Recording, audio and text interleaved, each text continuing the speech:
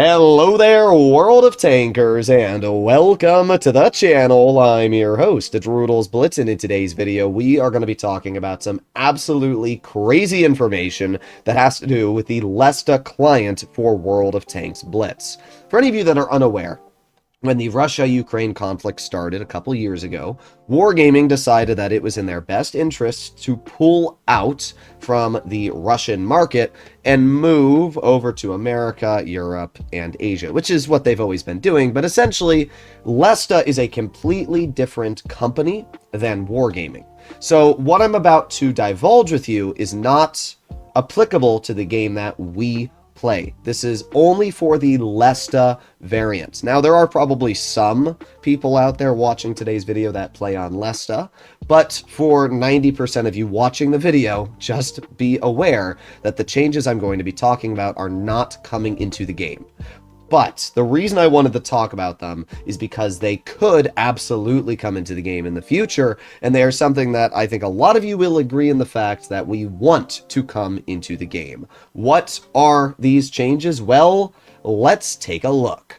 Bang is everything, posted 10 hours ago. A symbol, a legend, a winner. Allies wanted to be her, opponents blamed her for their defeats. And you, going into battle in this tank destroyer, enjoyed one-shots and counted the seconds until the end of... I don't know what that means. This is translated from Russian, so some of the translations like this might be a little bit goofy. The FV215B 183, the one and only.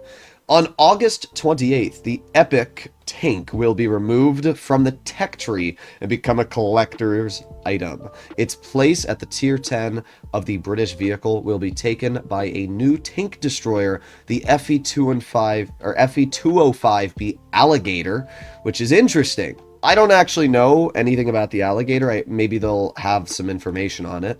The main reasons for the transfer of the FV205B 183 changes the playstyle too drastically after the Tortoise, whereas the FV205B better fits the character of the branch. So essentially, it seems like Lesta is adding a different variant of the Badger in tier 10. Point being, Lesta has fully understood that the 183 is a toxic tank that should not be spammed in tier 10.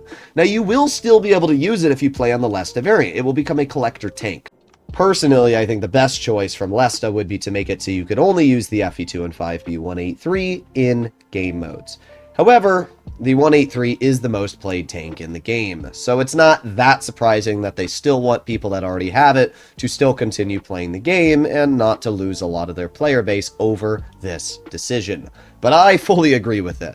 But it's basically going to just be a collector that you can still play in games. Again, I want to clarify, because I know there's going to be people that skip past the first parts of the video. This is not happening to the Wargaming variant, it is happening to the Lesta variant. If you go into the comments and start typing clickbait, even though I've explained it 2 times, I fully implore people to just type whatever they want in reply to you. We are going to play a game in the 183 and see just how fair and balanced of a tank it is. And while we're waiting to get into that battle, I figured I'd also show you what the Alligator is going to look like on the Lesta variant, and this is the tank. It's actually pretty cool. I mean, this is World of Tanks PC, that's why it's a tier 9 there, but it's actually a pretty cool looking vehicle. I'm rather excited to see what it's going to have statistics-wise, and I think this is a great idea because Wargaming can definitely implement the same idea into Blitz. Now, the real question is, will content creators for this game agree with me? I mean, they will. I know for a fact that, like, Peter and Flossie will. The question is, will the official World of Tanks CCs listen to what I'm saying and rally for the 183 to be removed from the game? Lesta's done it. World of Tanks PC has removed it from the game. So the only variant now that has not removed the tank is Wargaming. In fact, what Wargaming's done is buff the tank. They've given it better accuracy, and they're planning on giving it even more accuracy in the next rebalance of the game. Crazy stuff, Wargaming. So you're literally the only variant of all the games now that is still insisting that the 183 is a good way to play the game. Personally, I think that's a pretty poor idea, but what do I know? Alright, well, we are going to chill, and we are going to wait. We got the mouse, and we can see the Kron, the AMX. Not much else is really going on.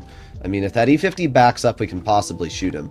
If you're wondering why I'm doing a game in the 183, it's pretty simple. I'm going to show how fair this tank is. There's the E50, and if the E50 does try to leave, he's going to get absolutely nuked for it. We have the Kron, who is also pushing up, but we'll see. We'll see. We got a lot of enemy tanks spotted now. Oh, E50, he's getting a little close, but I don't think he's going to do anything. What I'm going to do right now is I'm going to push right to the side of the 113, and there you go. 1,023. Isn't that fair? Look how much time I had to aim in on his vehicle. Clearly he could counter that. You know what my favorite part about this tank is that it has 3,000 damage per minute, so even if this 113 wants to counter me, he really can't, because I just reload, and I do this, and then, oh, okay. Never mind, I guess I just miss him. See, that's what I feel like the 183 should do normally, but for some reason it doesn't. It hits a lot of the shots it really shouldn't.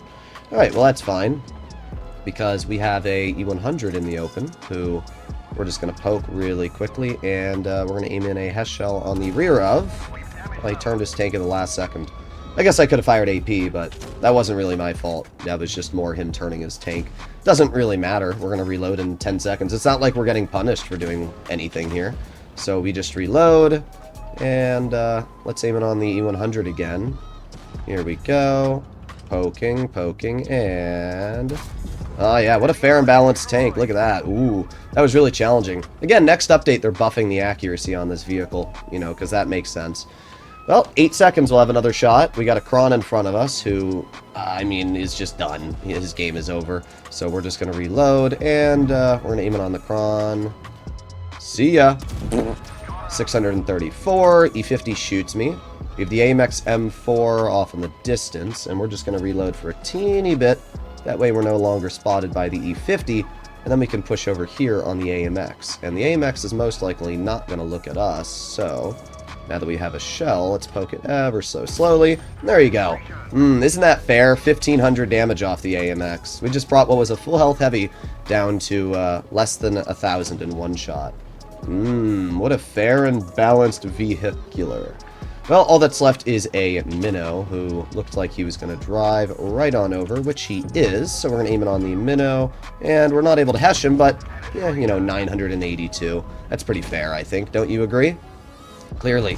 Well, the minnow's going to clear the mouse, and then he's going to back up, and we are just going to rush the minnow ourselves, and we should be able to get... I'm actually kind of hoping the VZ bounces him, I'm not going to lie. He probably won't. No, he doesn't. Here, you want to see something really funny? I'm going to load a standard HE on the minnow, and let's just hit him in the roof with it. There you go. 500 damage. Because who needs to aim for weak spots when you can just load standard HE, right? Yeah, there you go, ladies and gents. Isn't the 183 a fair and balanced tank? I really hope Wargaming, the CCs, and other people watch this battle, which I just played live, sees my 6,000 damage and the fact that I aced the tank by simply sitting in the back of the map. Now, if you can tell me that that is good game design... By the way, I didn't even do crazy. I could have done a lot more if I had just focused on penning my shots. I could have easily aimed in a teeny bit longer on that 113 and killed him. And I could have also aimed in a little bit longer on that E100 and fired AP, and I probably would have done 1,000 easily there. So I could have done upwards of 7,000 to 8,000 damage that game with very little effort. I'm sorry, this tank is just not fair, and it doesn't deserve to be in the game the current state it has. It's too accurate. As I said, Wargaming's buffing the dispersion even more. It's going to have 0.33 dispersion next update. What the hell is Wargaming thinking, bro? Like, seriously, what are you guys thinking? How can you think this is fair? I would say 20% of the games I play, I get hit by a 183. And it's not just because of the fact that the tank is accurate, it's because of the fact that it's the most played tank in the game, and that you have buffed the accuracy. There are usually on average 2 183s on the enemy team and my team. I would say at least 1 out of 3 games I play, there's 3 183s on either team. And not only that, but out of the other 2 games I play, there's always a 183 on one side of the map. Guaranteed. It's the dumbest thing ever. If you didn't run into the tank as much, it wouldn't be as bad. So I really implore Wargaming to remove the tank from the game. That's what I would do. I would do what Lesta's doing, and I would add some sort of Badger-style variant to Tier 10 that plays like the rest of the line. And then I would put this tank as a collector. Personally, I would put it like the Sheridan Missile and only have it in game modes.